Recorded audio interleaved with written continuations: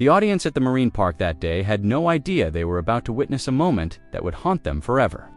Families with children filled the stadium seats, ice cream cones in their hands. Smiles spread across their faces as they anticipated another spectacular performance with dolphins and orcas. For years, Jessica Radcliffe had been the shining star of these shows. A trainer whose energy, warmth, and dedication made her not just a performer, but a beloved figure to everyone who saw her work. She had spent more than a decade dedicating her life to the animals she trained, building bonds that seemed unbreakable, creating routines that left audiences stunned.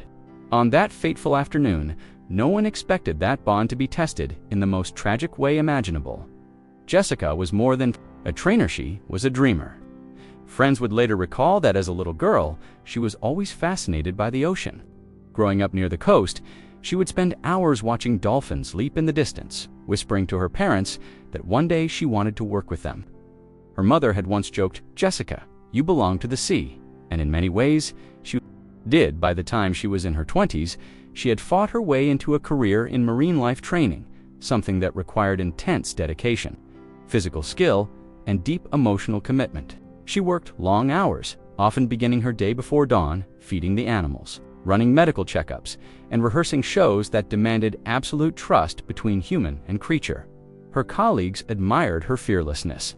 She wasn't reckless, but she had a calmness about her when she stepped into the water. Dolphins would nuzzle her side, orcas would rise at her command, and the bond seemed so natural that many visitors thought she must have been born for the job. Jessica herself used to tell her family, "They're not just animals to me. They're my partners, my friends, my family." She believed in mutual respect, in treating the creatures with love rather than fear. And that belief shined through every single performance. On the day of the attack, the stadium was packed. The orca, a massive black and white giant weighing several tons, was one Jessica had worked with for years. To the audience, it was a thrilling Ceto woman and a colossal creature moving in unison, trust on full display.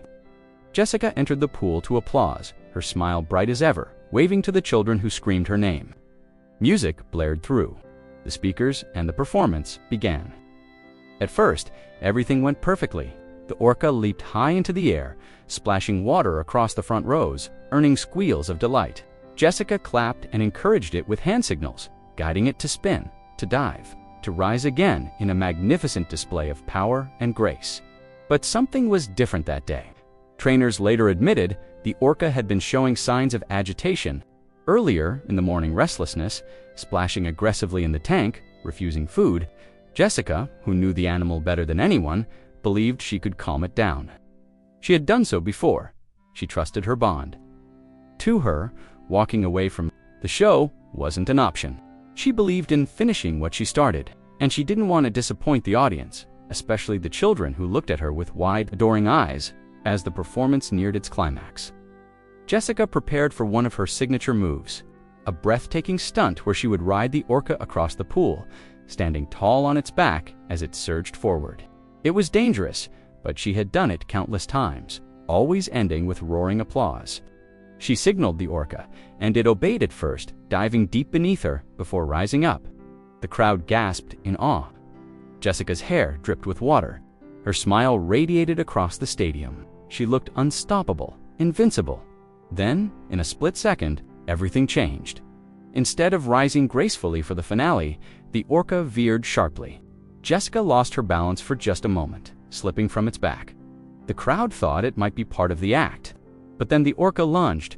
With terrifying speed, it clamped its massive jaws around her arm and dragged her under.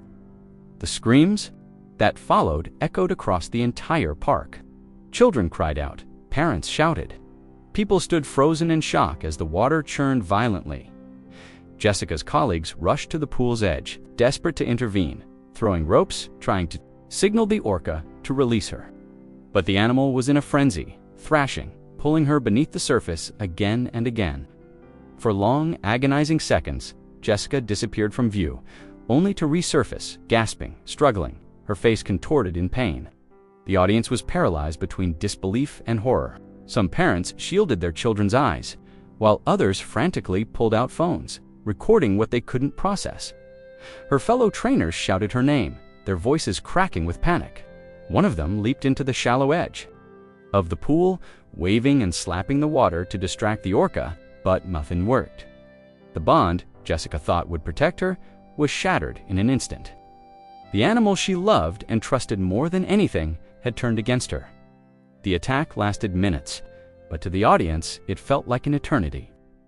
Finally, with a sudden motion, the orca released her limp body, letting it float to the surface. Gasps and sobs rippled through the crowd as staff dragged her out of the pool. Medical teams rushed in, performing CPR on the wet floor, their hands pressing desperately against her chest. For a brief moment, there was hope.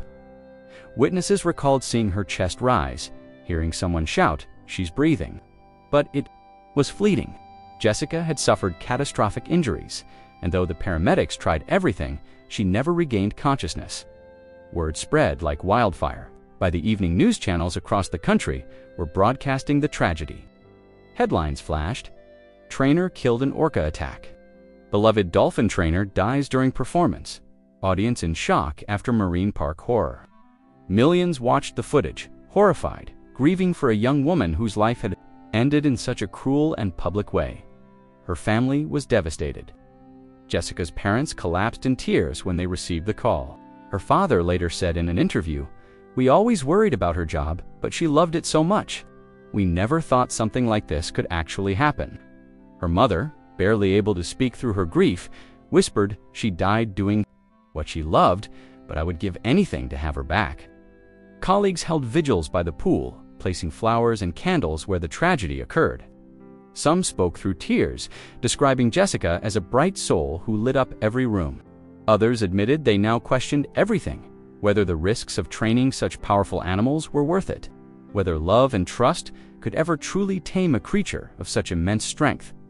The marine park closed for several days, issuing statements of sorrow, promising investigations, and offering support to Jessica's family. But for many, no amount of explanation or apology could erase the trauma of what had been seen that day. Children who once dreamed of meeting dolphins and orcas now had nightmares.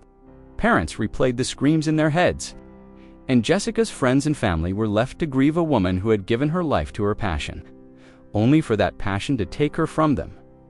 In the weeks that followed, Jessica's story became a rallying cry for animal rights activists, who argued that orcas did not belong in captivity, that these creatures, no matter how well trained, were unpredictable and dangerous.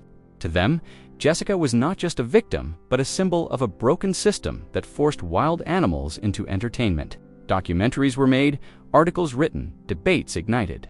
Her name was spoken everywhere, sometimes with anger, sometimes with sorrow, but always with a weight that reminded people of the fragility of life. At her funeral, the grief was overwhelming. Hundreds gathered from family members and friends to fellow trainers and strangers who had only known her through her performances. Photographs of Jessica smiling beside dolphins and orcas were displayed at the altar. Her favorite song played softly in the background. One by one, loved ones stepped forward to share memories. A childhood friend recalled the way Jessica used to chase seagulls at the beach, laughing without fear. A colleague told the crowd she believed in love above all else. She believed that kindness could reach even the most powerful creature.